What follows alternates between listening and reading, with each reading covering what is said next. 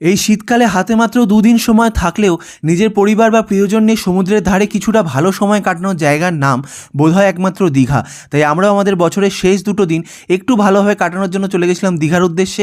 আর প্রথমেই আসলাম শিয়ালদহ স্টেশন। এর বাইরে বেরিয়ে ধর্মতলাগামী যে কোনো একটা বাস ধরেই কিন্তু তুমি পৌঁছে যেতে পারবে ধর্মতলা বাস টার্মিনাসে। এখানে এসে আমরা সাগরকন্যা বাসটা বুক করেছিলাম মাত্র 350 টাকায়। টিকিটের দাম কিন্তু কখনো বাড়ে কখনো কমে। আর সাগরকন্যা বাসের ভিতরটা একটু ঘুরিয়ে দেখিয়ে দিই, কী সুন্দর না। এখান থেকে কিন্তু বাস ছেড়েছিল 11:30টায়, আর যখন 1:30 বাজে তখন বাস এসে দাঁড়িয়েছিল কোলাঘাটে। এখানে এসে কিন্তু আমরা কিছু খাবার খেয়ে নিতে পারো, একটু ফ্রেশ হয়ে নিতে পারো। আবার এখানে যখন বাস রওনা দিল তখন ভোর 4:30টার সময় আমাদেরকে ওল্ড দীঘা বাস স্ট্যান্ডে নামিয়ে দিল।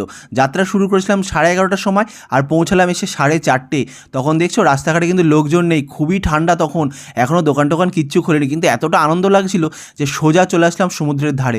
যেখানে ছিল অন্ধকার, সমুদ্র দেবতাকে অতটা ভালো দেখতে পাচ্ছিলাম না, কিন্তু খুব ভালো লাগছিল, সমুদ্রের গর্জন শুনছিলাম। আর এখানে এসেই